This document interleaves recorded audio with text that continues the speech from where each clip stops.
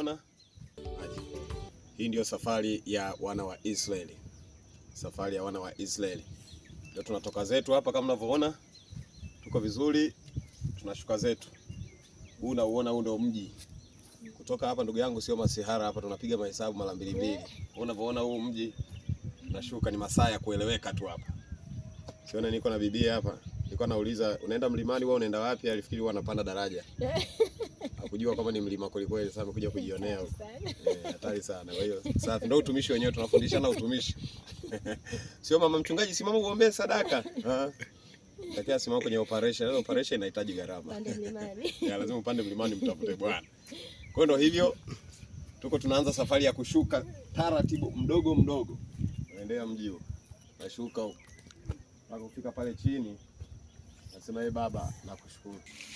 Tafuta upako mama, kazi ndogo. Lakini ukiwa na upako unapewa kipindi.